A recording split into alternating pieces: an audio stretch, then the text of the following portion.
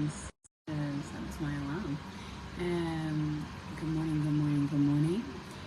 I am jumping on really quickly before I go live on YouTube this morning for the Q&A session. It's a Q&A where you can ask me anything that you desire to ask. And I felt really called when I put my post up last night around the expression of light codes that I was effectively in an energetic vibrational frequency of someone else's consciousness when I wrote it. And so although everything I said was and is truth, there was an expression that was a little harder and we'll say obnoxious than what I would like to deliver this information as the truth of the words that are expressed. So we can speak truth and we can be a speaker of truth, but how we express that can land in so many different ways. So it can assist people and ourselves to become more self-aware and more discerning, whilst also being more loving and compassionate and not inducing any shame or any fear or any aspects of wrongness. So in relation to light codes, it's been something that I've been aware of for quite some time as to where this is being used as the next spiritual wave, the next, we've got the trends around being a priestess and different frequencies. And look, for someone who is those things, it's a great marketing ploy for me because it's now being a popular thing. But I have spoken into it before that not all women are priestess, not all women have this capacity to be that, and it's actually self-punishing in the long run when you're trying to be something that you are not, or you're trying to access a point of consciousness that is well beyond your means. And so when we talk about light codes, whether they be in hands or through voice or painting or whatever that is, this expression of frequency is high level consciousness in shape, sound, vibration. It takes mastery to be able to work in the energy field in that way.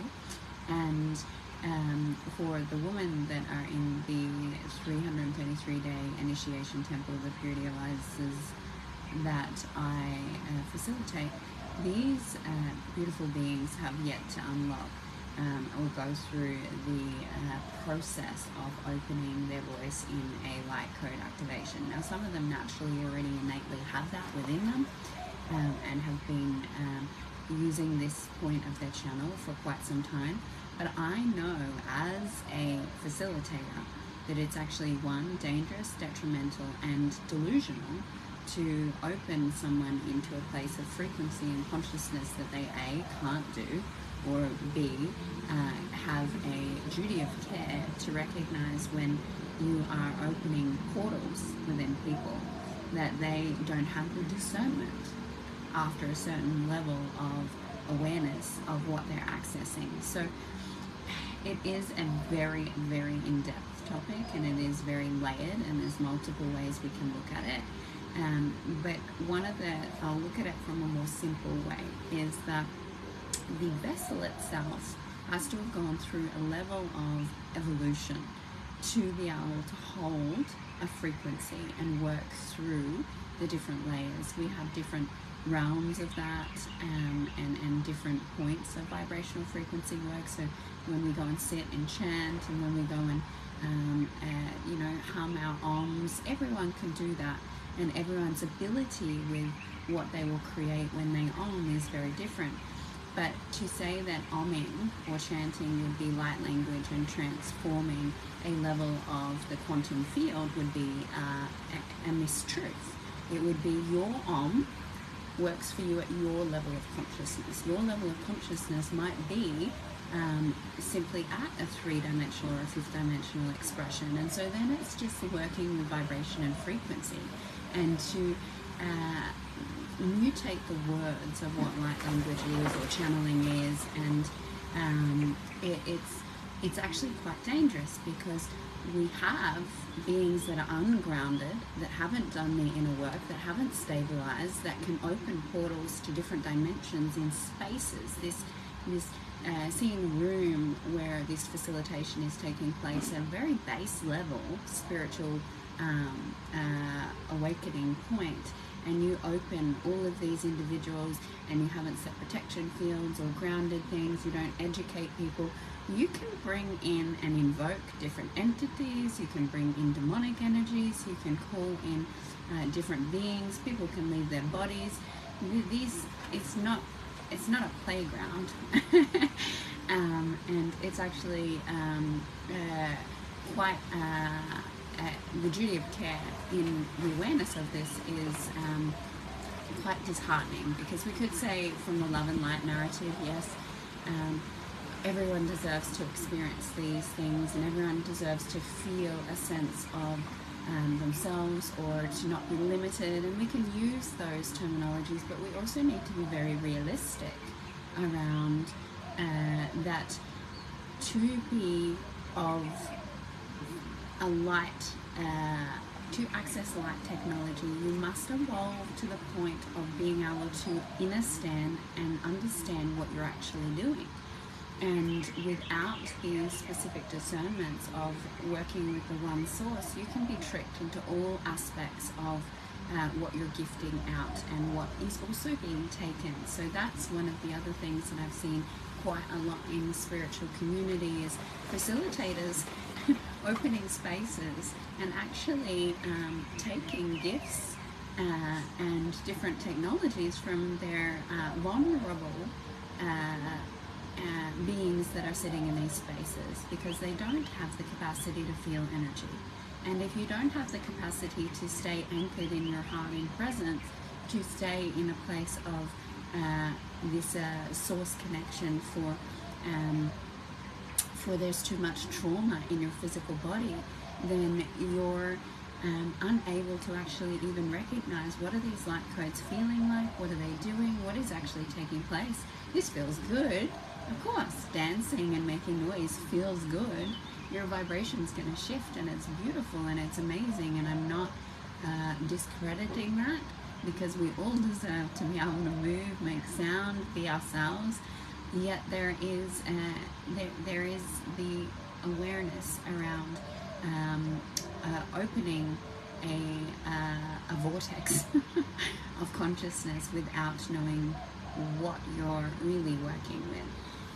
So most of the individual beings that I know from the point of woman, because I mostly work with women and as the primary focus at the moment, most women do not have the stability nor the conscious awareness to be able to safely, for themselves or others, use light technology beyond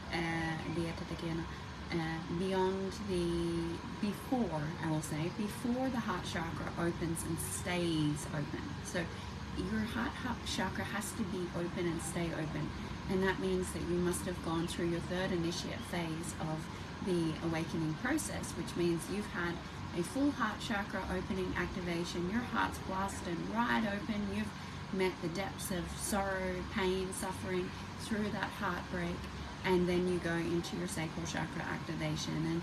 And that without that heart being open and cracked wide open, if you don't know how to live from an open heart, you also don't know how to feel your body, you don't know how to feel energy, you don't know how to make sense of what you're receiving when you're in different environments, these expressions of spirituality.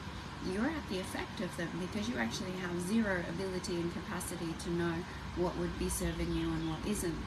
Now, also in that, it can work as a helpful thing if you haven't opened your heart's blocking you, you're shielded up, you are in walls and barriers. So there is a sense of protection that can come from that as well. However, when this declaration of accessing, and for many of the individuals that listen to this, you are the bringers of change. You've already got an evolved consciousness beyond the fifth dimensional plane of existence. So anyone that would be here listening to this already has a consciousness that is fifth, seventh, ninth, 11th, 12th, and beyond. And this consciousness expression means that you have the ability to open that when you open all of your chakras. And you have the ability to step outside of the identity, to step outside of self-created expression, so that you can be a conduit for what you've previously connected to. And so I know this is where it gets a little bit foggy and confusing, and you're like, is that, so a highly evolved expression of consciousness, someone who's working in the ninth dimensions and above, they have a capacity to bring through channeled information and light technology without going through the full purification process of their body. Now, it does also mean that there are going to be little trickery bits in there. There's going to be contractions, there's going to be different little bits of mutation that come up, and if you're not in discernment of, I choose to only work with the one source, and that I am of contribution to the highest good of all beings, and I declare that I will not be anything other than that, then you can trust what you are receiving. But this is, if you haven't made these declarations, if you haven't chosen that I am absolutely not here to give anything other than the truth, then your own channel can be very trickery and manipulative, and it can manipulate others and also yourself. And so for this, I have and I do teach and guide. I do teach the guides to unlock their own innate capacity with frequency and technology, so that they're able to use this as it's a part of them. It's an innate part of them. But light codes or vibration through toning might not necessarily be a part of your physical vessel's coding. And so it's like telling in men's work, how I can reference it is, in men's work there's this archetypal energy of working through the different energies to get to the king archetype. Now, this is punishing in truth. It's actually can be very punishing, because you have a vessel that's come in, and maybe he's got the knight and the warrior, and he might have the architect or the Christos codes, but he doesn't hold a king archetypal frequency or energy signature, and you're trying to teach him to be that. You're actually causing contraction and shame and wrongness and all of these questionings and confusions as to what that individual has the capacity for, which is why going into finding our own access point is the most powerful thing that we can do. Is we connect to our own essence, our own energy signature, and we be who we be for what we came to earth to experience. Maybe I am in this night architectural expression of frequency, and I want to evolve into the king, sure, but telling everyone that they are a king, telling everyone that they can do light codes, telling everyone that they are a priestess, telling everyone that they are a highly evolved expression of consciousness is only creating a sense of seeking, searching, and manipulation that doesn't allow people to land peacefully within who they actually be.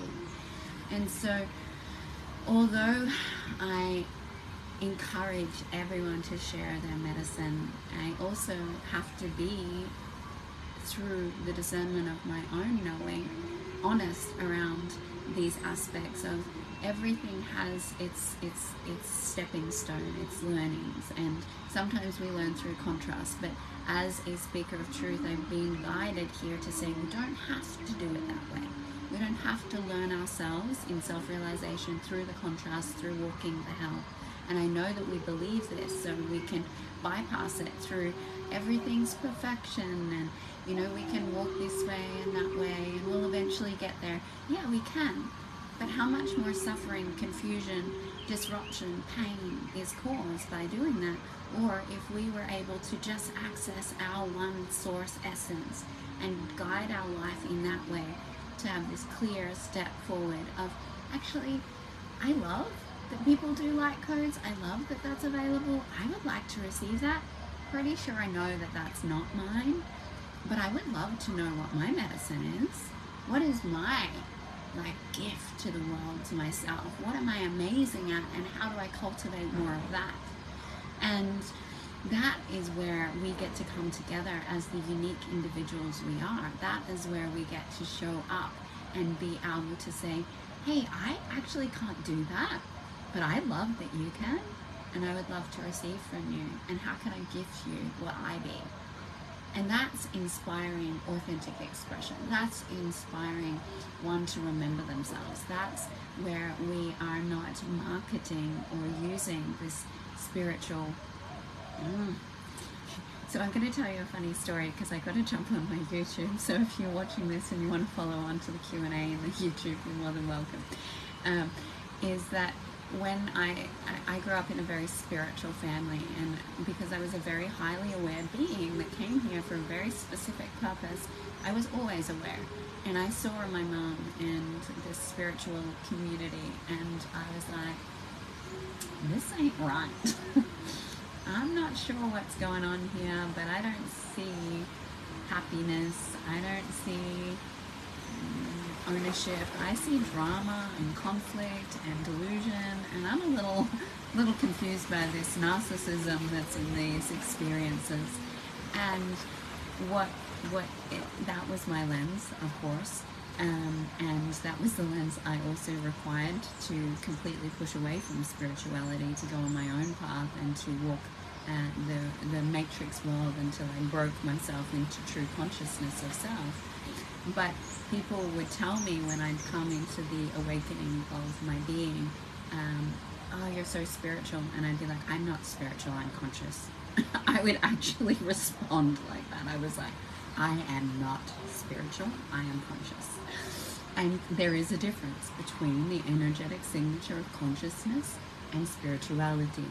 And I am very spiritual, but I am not the spiritual being that most believe spirituality to be. And I don't define myself as a specific expression of what that is either, because it's constantly shifting, changing, and evolving. But this is for truth seekers, important information. What I'm sharing here is important for someone who's seeking truth, who's not here to dance the delusion of spirituality or to dance the delusion of what is available in healing or the love and light narratives or even the shadow work narratives. You have to merge and bring all of these attributes into this one center point to find truth. Being a truth seeker is not actually outside, it's seeing all outside realms and feeling them connect into the 0 point of oneness within. That is when you are here for truth.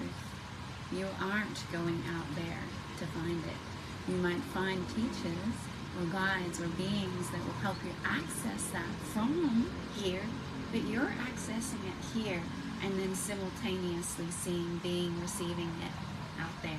Not one before the other.